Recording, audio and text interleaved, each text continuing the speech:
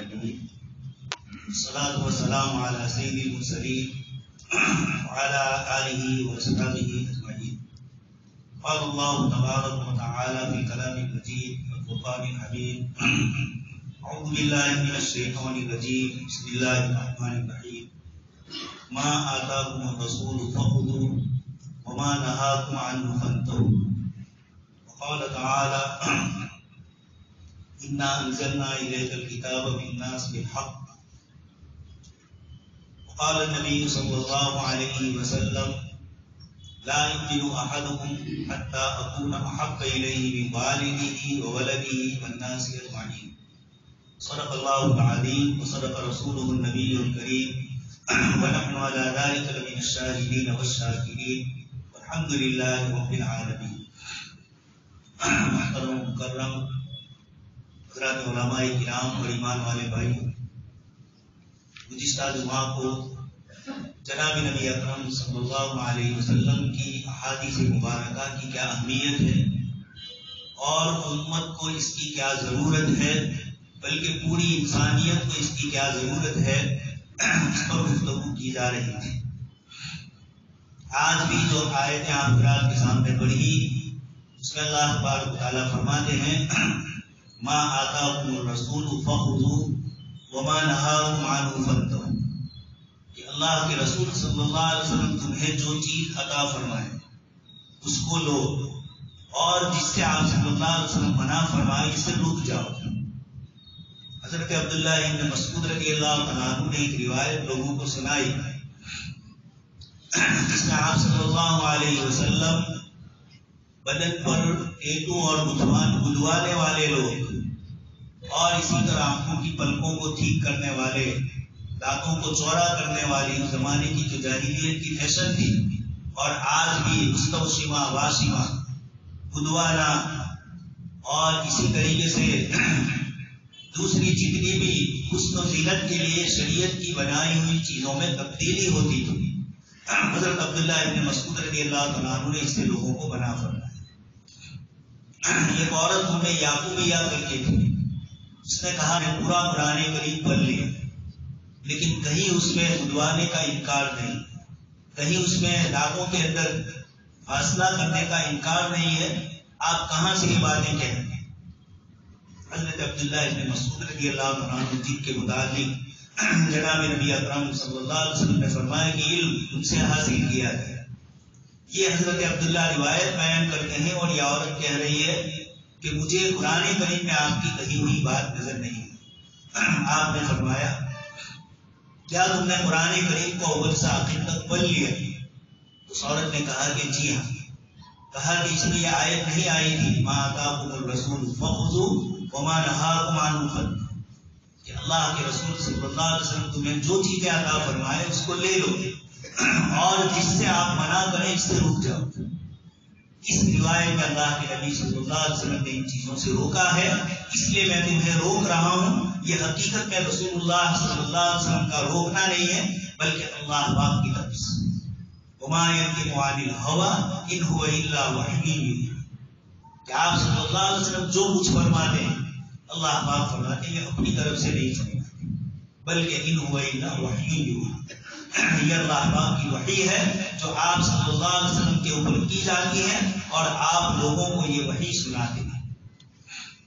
دوستو اور بزرگوں، اس وقت سب سے بڑا مسئلہ جو ہے وہ سنت کی مخالفت میں اور سنت سے ہٹ کر اپنی خواہشات کو پورا کرنا، اپنی چاہتیں اور اپنے ارادوں اور اپنی دل کی جو تمنائیں ہیں اس کے مطابق لوگ زندگی گزارنا چاہتے ہیں.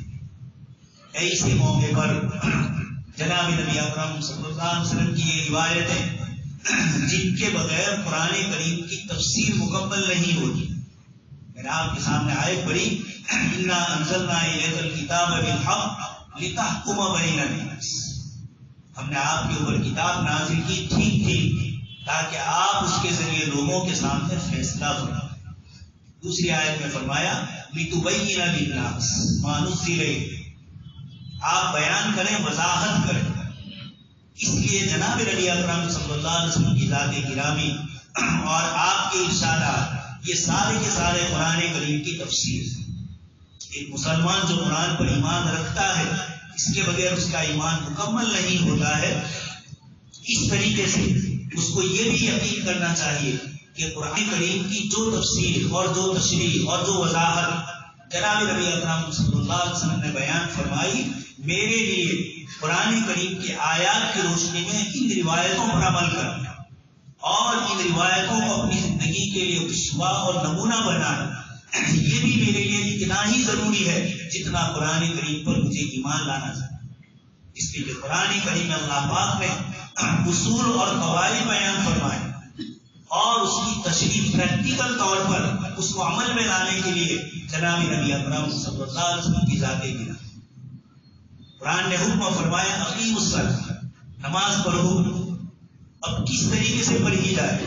اگر اتنی ہی آیت نازل ہوتی تو ہر آدمی اپنے اعتبار سے الگ الگ نماز پڑھتا۔ اللہ پاک نے امت کو متحد اور متفق کرنے کے لیے جناب نبی اکرم صلی اللہ علیہ وسلم کی ذات گرامی سے عمل کروائے۔ آپ معراج میں تشریف لے گئے، وہاں سے آپ کو نماز کا ہدیہ ملا اور پہلے دن حضرت جبرائیل علیہ السلام تشریف لائے وحی کے دوسرے دن معراج کے، اور فوراً اس کے بعد ہر نماز کو اس کے اول وقت میں آپ صلی اللہ علیہ وسلم کے ساتھ پڑھا۔ پھر دوسرے دن تشریف لائے اور ہر نماز کو اس کے آخری وقت میں پڑھا، اور پھر حضرت جبرائیل علیہ السلام نے فرمایا کہ یہ دونوں یعنی ظہر کے اول وقت سے لے کر آخری وقت، اس طرح تمام نمازوں کے جو اول اور آخر وقت ہے اس کے بیچ کے اندر آپ کی امت کو یہ نماز دی گئی۔ اس پورے وقت میں آپ جب پڑھنا چاہو پڑھ سکتے۔ یہ پریکٹیکل طور پر جناب نبی اکرم صلی اللہ علیہ وسلم نے سکھلایا۔ حضرت سلمان فارسی رضی اللہ عنہ، ایک یہودی نے اشکال کی اور یہ کہا کہ آپ کے نبی تو عجیب ہے، یہ پیشاب پاخانے کا طریقہ بھی بتلا، کھانے پینے کی چھوٹی موٹی چیزیں بھی بتلا دیں۔ اس نے بطور طنز کے کہا، اس لیے کہ اس کے پاس حضرت موسیٰ علیہ السلام کی سیرت موجود نہیں تھی۔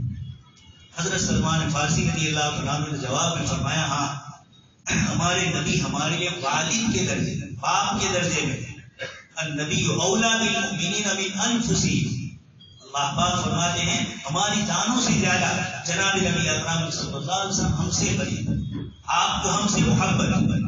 اس لیے حضرت سلمان فارسی رضی اللہ عنہ نے بات کا جواب بول کر فرمایا کہ باپ اپنے بیٹے کی اصلاح کرتا ہے، تربیت کرتا ہے، اچھی طرح سلیقے سے نہیں کھاتا ہے تو کھانے کا سلیقہ سکھاتا ہے، کپڑے ٹھیک نہیں پہنتا ہے والد اس کے کپڑے ٹھیک کرتا ہے۔ تو حضرت سلمان فارسی نے جواب دیا کہ اللہ کے نبی صلی اللہ علیہ وسلم ہمارے لیے والد کے طور پر ہے، ہماری جو ضرورت تھی آپ صلی اللہ علیہ وسلم نے ان تمام ضرورتوں کو پریکٹیکل طور پر عمل کر کے ہمیں بتلایا۔ دوست اور بزرگوں، یہ اتنا بڑا اللہ پاک کا اکرام ہے۔ ایک بہت بڑے اسکالر تھے مسلمان اور وہ ایک محدث کے پاس پہنچے اور انہوں نے کہا کہ حدیث شریف تو آپ صلی اللہ علیہ وسلم سے ہم تک کیسے پہنچی ہے؟ ہو سکتا ہے بیچ میں بہت ساری باتیں غلط ہو چکی ہو، اور اس طرح حدیث شریف پر انہوں نے اشکال کیا۔ اس عالم نے محدث نے فرمایا کہ آپ نماز کس طرح پڑھیں گے؟ قرآن میں تو اقیموا الصلاۃ، آپ نماز کس طریقے سے پڑھیں گے؟ جناب نبی اکرم صلی اللہ علیہ وسلم کی روایت کو بیچ میں سے کاٹ دو تو قرآن کی آیت سے آپ نماز کیسے سیکھیں؟ قرآن نے تو اقیموا الصلاۃ، نماز کے کچھ اوقات بتلائے، نماز کی فضیلتیں بتلائے، لیکن قیام، رکوع، سجدہ، قاعدہ، نمازوں میں کیا پڑھنا ہے، کون سی رکعت کے بعد کیا پڑھنا ہے، بیٹھتے وقت کیا پڑھنا ہے اور کس طریقے سے بیٹھنا ہے، کس طرح ہاتھ اٹھانا، یہ ساری چیزیں جناب نبی اکرم صلی اللہ علیہ وسلم نے عملاً پریکٹیکل کی، امت کو بتلایا، اور 1400 سالہ تاریخ اس کے ساتھ ہے اور قیامت تک انشاءاللہ رہے گی کہ اسی ترتیب سے امت نماز کو ادا کرے۔ چھوٹے موٹے ہاتھ اٹھانے نہ اٹھانے کے مسئلے ہیں، وہ اماموں کے درمیان چھوٹی موٹی چیزوں میں افضل اور غیر افضل کا مسئلہ، لیکن جو اصل مسئلہ ہے نماز، اس کا جو جوہر اور اس کی جو بنیاد ہے یہ ایک ہی۔ اس صاحب نے کہا کہ میں اس کا جواب دوں گا، کس طرح نماز پڑھوں؟ اس بزرگ نے حدیث صاحب نے جواب دیا کہ ایک طرف جناب نبی اکرم صلی اللہ علیہ وسلم جو طریقہ بتلاتے ہیں اس کو تم رد کرتے ہو، اور تم جو طریقہ بتلاؤ گی یہ کہاں سے؟ کہ نبی تو صاحب وحی تھے، اس لیے آپ نے نماز کا طریقہ حضرت جبرائیل تشریف لائے بتلایا اور آپ صلی اللہ علیہ وسلم نے ہمیں بتلایا. لیکن آپ کے طریقے کو چھوڑ کر جب نماز پڑھی جائے گی تو جتنے مسلمان ہیں اتنے الگ الگ نماز ہیں. ہر ایک اپنی عقل سے رکوع سجدہ کرے گا، کب کرنا ہے کب نہیں کرنا ہے اپنی عقلوں سے لوگ چلتے ہیں. اس لیے دوست اور بزرگ، یہ جو سنت کا اور شریعت مطہرہ کا آپ صلی اللہ علیہ وسلم کا عمل، آپ کے اقوال اور آپ کی ارشادات جو ہم تک پہنچے، اس نے ہمارے انتشار کو دور کر دیا، ہمارے درمیان اختلافات کو دور کر دیا. اور یہ بات مجھے بہت تعجب ہے کہ یہ بات کس نے کہی. ایک جرمنی کے بہت بڑے اسکالر تھے، اللہ پاک نے ان کو ایمان کی توفیق دی. ان کا نام ہے محمد اسد. یہ بڑے بڑے لکھے آدمی، ماہرین نفسیات، سائیکولوجی کا بھی. انہوں نے کہا اللہ پاک نے ایمان کی توفیق دی اور ایمان لائے. ایمان لانے کے بعد انہوں نے کتاب لکھی، اسلام دو راہیں، دو راستے ہیں. ایک جناب نبی اکرم صلی اللہ علیہ وسلم کا لایا ہوا راستہ جو آپ نے امت کو ہر چیز میں سکھلا دیا. یہ ایک عجیب بات فرماتے ہیں، یہ کہتے ہیں کہ قرآن نے فرمایا لقد کان لکم فی رسول اللہ اسوۃ حسنہ، تمہارے لیے جناب نبی اکرم صلی اللہ علیہ وسلم کی زندگی میں بہترین نمونہ. محمد اسد صاحب کہتے ہیں کہ لوگوں نے نماز میں تو جناب نبی اکرم صلی اللہ علیہ وسلم کے طریقے کو اپنایا لیکن تجارت میں چھوڑ دیا. معاشرتی سماجی زندگی ہے، اس میں آپ صلی اللہ علیہ وسلم کے طریقے کو چھوڑ دیے اور دوسروں کے طریقے پر کاروبار ہو رہا ہے، دوسروں کے طریقے کے اوپر زندگی کا ہر مسئلہ. ہمارے نوجوانوں کا لباس دن بدن اللہ کے رسول کی سنتوں سے دور ہوتا جا رہا ہے اور عجیب و غریب جانوروں جیسی شکلیں، حیتیں، بال بھی عجیب و غریب کٹوائے جا رہے ہیں. یہ سب جناب نبی اکرم صلی اللہ علیہ وسلم کے طریقوں سے ہٹ کر. یہ محمد اسد جن کو اللہ پاک نے یوروپ میں پیدا کیا، یوروپ کی تہذیب اور کلچر کو اپنے آنکھوں سے دیکھا، اس کے بعد وہ عالم اسلام میں گئے عرب ملکوں اور وہاں مسلمانوں کے حالات دیکھے. اس کے بعد یہ کتاب لکھی اور یہ فرمایا کہ ایک طرف تم نماز میں جناب نبی اکرم صلی اللہ علیہ وسلم کو دین میں اسوہ اور نمونہ مانتے ہو تو اس نبی کے دین میں یہ کمی ہوگی کہ ان کی معاشرتی اور ان کی معیشت روزگار کی زندگی کے تمام معاملات میں اس نبی کو چھوڑ دو تو فی رسول اللہ اسوۃ حسنہ کا ہوگا. قرآن یہ کہہ سکتا تھا کہ نماز میں نبی کی اتباع کرو، باقی چیزوں میں مت کرو، لیکن یہ نہیں فرمایا. بلکہ مفسرین فرماتے آیت میں فرمایا ما آتاکم الرسول، واقعے کا تعلق مال غنیمت سے، لیکن اللہ پاک نے الفاظ استعمال کی نبی تمہیں جو دے، علم دے وہ بھی، عمل دے وہ بھی، سماجی زندگی کی بات کہے نبی وہ بھی، ہر چیز کے اندر آپ صلی اللہ علیہ وسلم کی زندگی نمونہ ہے. تو یہ پہلا قصہ جو میں نے آپ کے سامنے ذکر کیا، ایک صاحب حدیث کا انکار کر کے نماز روزہ وغیرہ ساری عبادتوں سے ہاتھ دھونا چاہتا، گزشتہ 300 سال سے یوروپ کے مستشرقین نے جناب نبی اکرم صلی اللہ علیہ وسلم کے احادیث کو اپنا نشانہ بنا. اس کی وجہ یہ محمد اسد صاحب ذکر کرتے ہیں. وہ یہ فرماتے ہیں کہ یوروپ اپنی مادیت کی دنیا، اپنی ہوا خواہشات پرستی کی دنیا، وہاں ہر ایک کو آزادی ہے جس کو جو کرنا ہو، بال کیسے رکھنا ہو، بدن کے لباس کیسے ہو، اپنے معاملات اور معاشرات کیسے ہو، یہ آزاد ہے، فریڈم ہے، اس میں اس کو کسی کو روکنا نہیں. یہ ان قوموں کا تو طریقہ ہو سکتا ہے جن کے پاس کچھ ہے ہی نہیں، نہ لینے کے لیے ہے نہ دینے کے لیے، لیکن ایک ایسی امت جس کو جناب نبی اکرم صلی اللہ علیہ وسلم نے پیشاب خانے سے لے کر موت تک کے سارے مسائل حدیث شریف کے ذریعے بتلا دیے، اور وہ امت اپنے طریقے ان غیروں کے راستے پر کرے، اس پر محمد اسد صاحب یہ کہتے ہیں کہ یہ القیامت کے دن الیوم اکملت لکم جو اللہ پاک نے فرمایا کہ آج تمہارے دین کو حجۃ الوداع کے موقع پر یہ آیت نازل ہو رہی ہے اور کہا جا رہا ہے کہ دین مکمل شکل میں تمہارے پاس آ گیا. وَمَن يَبْتَغِ غَيْرَ الْإِسْلَامِ دِينًا فَلَن يُقْبَلَ. جناب نبی اکرم صلی اللہ علیہ وسلم والا طریقہ، آپ کی سنت اور آپ کے عمل کو ہی اللہ پاک کے یہاں قابل اعتبار سمجھا جائے گا، اور اس کے علاوہ کو لن يقبل منه، اللہ پاک فرماتے قبول نہیں کیا جائے گا. تو وہ یہ فرماتے ہیں کہ مسلمان احادیث مبارکہ سے جتنے دور ہوتے جائیں گے اتنے شیطان اور شیطانی قوتوں سے قریب ہوئی. اس لیے جناب نبی اکرم صلی اللہ علیہ وسلم نے ہمیں ایک بہترین طریقہ بتلایا زندگی کا. اس طریقے پر کس طریقے سے چلا جائے. آپ صلی اللہ علیہ وسلم نے عملی طور پر ہمیں وہ تمام چیزیں بتائیں. اتفاق یہ ہوا کہ پہلی صدی ہجری کے بعد محدثین نے احادیث کا علم لوگوں تک پہنچایا کتابی شکل سے. اور اسی صدی میں محمود رشید کے زمانے میں، بلکہ اس سے پہلے منصور کے زمانے سے ہی یوروپ کا فلسفہ، وہاں کی سوچ، وہاں کے جذباتیت، وہاں کی دین سے بیزاری اور خواہش پرستی، یہ چیزیں جب مسلمانوں کو سب سے پہلے سابقہ پڑا ایران اور روم کے علاقوں سے، تو وہاں کے لوگ اپنے کلچر اور اپنی تہذیب، ایک طبقہ وہ تھا جو رومیوں کا، رومن امپائر، وہاں منطق اور فلسفہ اور عقلی علوم بہت چلتے، تو اسلام پر، صفات کے اوپر، اللہ پاک کی ذات پر مختلف قسم کے اعتراضات شروع ہوئے. حضرات محدثین نے اور علماء متکلمین اس کا جواب دینے کے لیے کھڑے. اس میں کچھ لوگ وہ تھے جو بیچارے دین کا علم زیادہ نہیں رکھتے، لیکن جذبہ تھا دل کے اندر ان باطل نظریات کے جواب دینے. لیکن آہستہ آہستہ وہ بھی ان کے ساتھ عقل کی طرح سوچنے لگے. اللہ تبارک و تعالیٰ نے یہ احادیث مبارکہ کے ذخیرے کو اسی دور میں مکمل کروایا.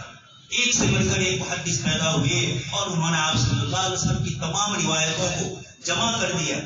حضرت امام احمد بن حنبل کتنی لاکھ حدیثیں یاد، امام بخاری، امام مسلم، یہ وہ حضرات ہیں، امام ترمذی، سب کو اللہ تبارک تعالیٰ نے بہترین تیسری صدی کے اندر اور چوتھی صدی کے شروع میں امام نسائی، ان تمام حضرات کو اللہ تبارک تعالیٰ نے یہ علم حدیث کے لیے لگا دیا اور انہوں نے ان روایتوں کو اتنے مضبوط حساب اور دامن میں کر لیا کہ قیامت تک کوئی اس کے اندر گڑبڑ نہیں کی. ضعیف روایتیں ہیں، کسی نے روایتیں گڑھ لی، اس کو بھی محدثین نے نقل کی تاکہ امت بچ جائے. یہ آپ صلی اللہ علیہ وسلم کی ارشادات نہیں ہیں، یہ کسی نے اپنی طرف سے ملایا اور نسبت آپ صلی اللہ علیہ وسلم کی طرف کی جا رہی ہے. تو ان محدثین نے مستقل موضوعات پر کتابیں لکھی، من گھڑت روایتوں کو بھی جمع کیا. امام بخاری رحمۃ اللہ علیہ کا امتحان لینے کے لیے کچھ لوگوں نے کہا کہ یہ 10 آدمی آپ سے 10 روایتیں نقل کریں، آپ کو ان کی روایتیں سننے کے بعد اس پر گفتگو کریں. یہ روایت کس نے کس سے نقل کی؟ 10 روایتیں پہلی سنائی، ان روایتوں کا تعلق صحت سے نہیں تھا، صحیح نہیں تھی.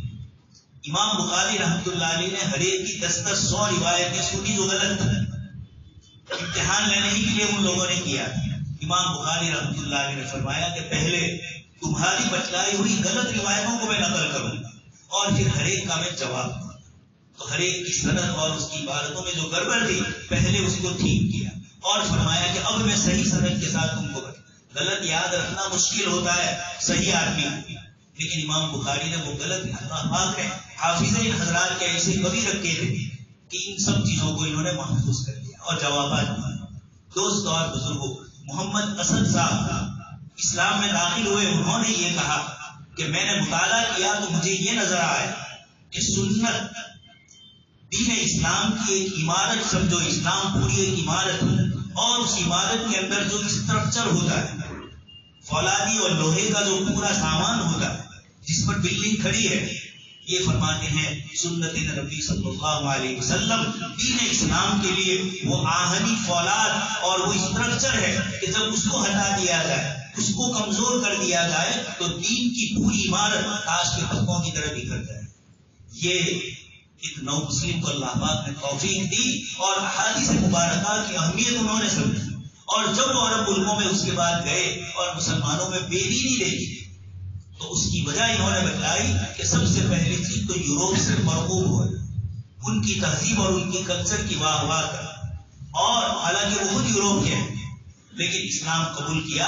اس کے بعد انہوں نے ان چیزوں کو جب آنکھوں سے دیکھا ان کو تب قدر محسوس ہوئی، اور اس لیے وہ یہ کہتے ہیں کہ دین کی جتنی باتیں ضروری تھی آپ صلی اللہ علیہ وسلم نے وہ تمام بتلائی. یہ اللہ پاک کی طرف سے جو لقد کان لکم فی رسول اللہ اسوۃ حسنہ کا چیلنج ہے، آپ صلی اللہ علیہ وسلم کے علاوہ کسی نبی کے لیے یہ نہیں کہا گیا، اس لیے کہ کتاب اللہ خود فرماتا ہے بِمَا اسْتُحْفِظُوا مِن کتاب، وہ اللہ کی کتاب بھی محفوظ نہیں رکھ سکے اور انہوں نے اس کے تردد بدل کر دیا۔ یہاں اعلان ہے 1400 سال سے لو اجتمعت الانس والجن على ان يأتوا بمثله لا يأتون بمثله ولو كان بعضهم بعضا ظهيرا۔ اللہ پاک فرماتے ہیں ایک آیت، ایک سورت اس قرآن کریم کی طرح لا کر پیش کرو، سارے انسان اور جنات مل جائیں گے لیکن مل کر بھی اس قرآن کے مقابلے میں کوئی ایک آیت نہیں پیش کر سکے۔ 1400 سال میں 2-3 کوششیں ہوئی اور ابھی بھی فرقان الحق نام سے انٹرنیٹ پر ایک قرآن کریم کو گڑبڑ کر کے پیش کیا، لیکن اللہ پاک نے جس قرآن کا وعدہ کیا ہے یہ بار بار اس طرح کی دھوکہ بازیوں سے کام لیتے ہیں۔ اس لیے قرآن کریم کے صرف الفاظ نہیں، جناب نبی اکرم صلی اللہ علیہ وسلم کے متعلق میں نے آپ کے سامنے آیتیں پڑھی۔ اللہ پاک فرماتے ہیں لِتُبَيِّنَ لِلنَّاسِ ثُمَّ إِنَّ عَلَيْنَا بَيَانَهُ۔ بار بار اللہ پاک فرماتے ہیں وَأَنزَلْنَا إِلَيْكَ الْكِتَابَ بِالْحَقِّ لِتَحْكُمَ بَيْنَ النَّاسِ۔ اللہ کے نبی صلی اللہ علیہ وسلم قرآن کے محافظ بن کر آئے، قرآن کے الفاظ کی بھی حفاظت کی اور قرآن کریم کے معانی کی بھی حفاظت آپ صلی اللہ علیہ وسلم نے فرمائی، اور اس کے ذریعے اللہ تبارک تعالیٰ مجھے اور آپ کو جناب نبی اکرم صلی اللہ علیہ وسلم کے احادیث کی طرف توجہ دلا۔ تو ایک طبقہ پیدا ہوا احادیث مبارکہ پر اشکال کرنے، دین پر اشکال کرنے، اس کے جواب کے لیے جماعت کھڑی ہوئی معتزلہ، لیکن وہ دین کا پورا علم نہیں رکھتی، یہ تھوڑے عقل پرست لوگ تھے، تو دین میں جو عقلی سوالات ہوئے جواب دیے، لیکن منطقی فلسفی اور عقلی جواب دیے۔ اللہ پاک نے پھر علماء متکلمین کو پیدا فرمایا، جن حضرات نے ابو الحسن اشعری رحمۃ اللہ علیہ، ابو منصور ماتریدی، امام غزالی رحمۃ اللہ علیہ، حافظ ابن تیمیہ رحمۃ اللہ علیہ، ان بزرگوں نے اپنے اپنے زمانے میں انسانی عقل پر گفتگو کی اور یہ بتلایا کہ انسانی عقل ناقص اور ادھوری، اس کا مشاہدہ اور عملی تجربہ میں اور آپ اپنی زندگی کے تمام مسائل میں دیکھیں۔ جتنا لوگ دین سے اپنا دامن سائڈ پہ کر رہے ہیں، آپ صلی اللہ علیہ وسلم کی تعلیمات سے دور ہوتے جاتے ہیں، ساری انسانیت پریشان ہے۔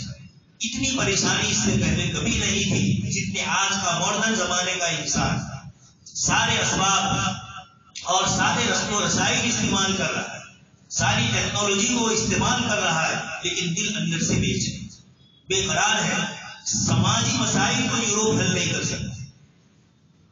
علامہ اقبال فرماتے ہیں کہ وہ اوپر کے آسمان ستاروں کو تلاش کرنے کے لیے اتنی دور و بھاگ کرنے والا اپنی ذات سے میں کیوں پیدا ہوا، کس وجہ سے مجھے پیدا کیا، میری زندگی کا مقصد کیا ہے، یہ بنیادی سوالات آج کا انسان اب تک اس کو حل نہیں کر سکتا۔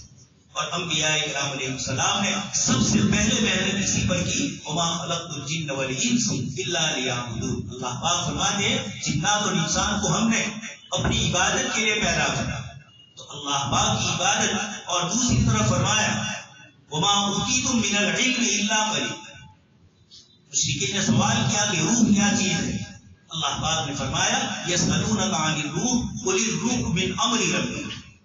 آپ فرما دیجیے کہ یہ روح میرے رب کا امر ہے۔ رات دن دنیا میں چھوٹی سے چھوٹی کیڑی مکوڑے، ان کی سمجھ اور ان کی عقل مندی، اس کے واقعات اور قصے سنے جاتے ہیں۔ ذاتی طور پر چونٹی میں اتنی تاثیر نہیں ہے، اتنے دور کی چیز کو وہ سونگ لے اور وہاں تک پہنچ جائے۔ حضرت مفتی شفیع صاحب رحمۃ اللہ علیہ فرماتے ہیں کہ چونٹی گیہوں کے دانے کو لیتی ہے اور پہلی کوشش یہ ہوتی ہے کہ دانا توڑ دے، تاکہ دانا پورا رہے گا تو کاشتکار زمین میں ڈال سکے۔ اس کے قبضے میں آیا ہے تو یہ اس کو پہلے توڑنے کی کوشش کرے تاکہ اگنے ہی نہ پڑے، اور ان کی غذائی کے لیے وہ استعمال۔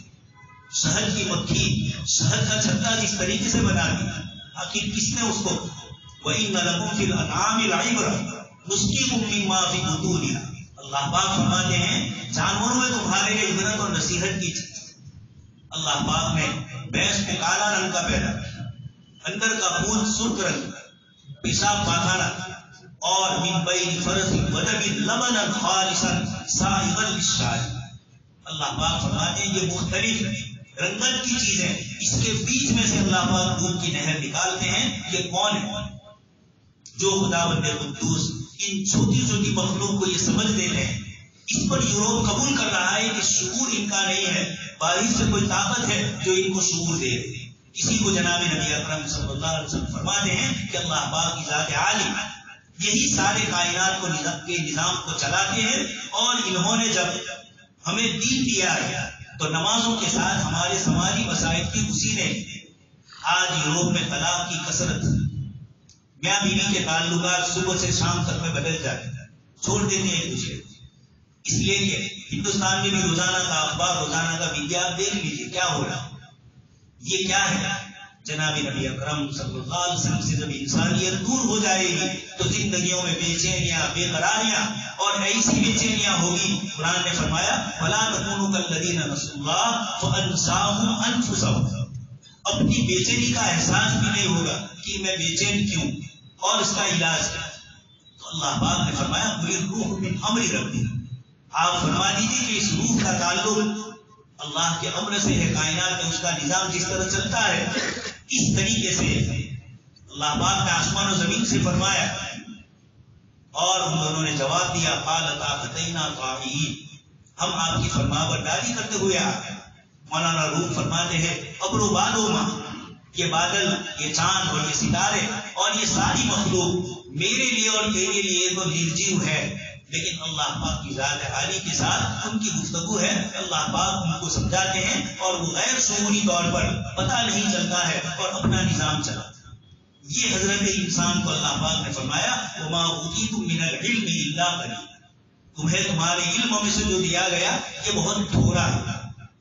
آج کی سائنس قبول کر رہی ہے، بڑے بڑے سائنٹسٹ لوگوں نے لکھا ہے کہ انسانی عقل لمیٹڈ ہے، بچہ پیدا ہوا بے شعوری کا عالم، اسکول مدرسے جاتا ہے، 25-30 سال میں جوان ہو کر کچھ ملازمت یا کچھ اور آگے بڑھتا ہے، پھر 50 سال کے بعد کمزوریاں شروع ہوتی ہیں، بیچ کا تھوڑا مرحلہ ہے، اور وہی مرحلہ بیوی اور بچوں کے درمیان پالنے پرورش کا، اسکول مدرسے کی تعلیم وغیرہ انسان کو اس کے پیچھے رکھے۔ تو بڑے سے بڑا سائنٹسٹ آیا لیکن اس نے اپنی عقل ہی کے مطابق کہا، اس لیے عقل کے ذریعے ساری چیزیں انسان نہیں سمجھ سکتا۔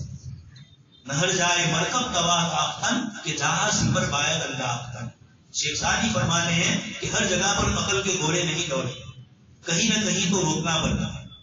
ایک انسان دوسرے انسانوں کے ساتھ عقل کے مطابق بات کرتا ہے، اور وہی انسان اپنی اولاد اور اپنے بچوں کے ساتھ جذباتیت سے کام لیتا ہے، محبت اور تعلقات سے کام لیتا ہے، وہاں وہ دل کے حوالے کر دیتا ہے، بیٹا گالی دے دیتا ہے، بدتمیزی کرتا ہے، بیوی کچھ بکواس کر دیتی ہے، لیکن شوہر وہاں معاف کر دیتا ہے۔ حدیث شریف میں فرمایا شیر اور شیرنی اپنے بچے کے ساتھ کیسا معاملہ ہے، گھوڑا اپنے بچے کو کس طریقے سے اپنے ہی پیر سے حفاظت کر دیتا ہے، شیر اپنے بچیوں کے ساتھ کس طریقے سے پیش آتا ہے، اور وہی دوسری مخلوق کے ساتھ کیسے پیش آتا ہے۔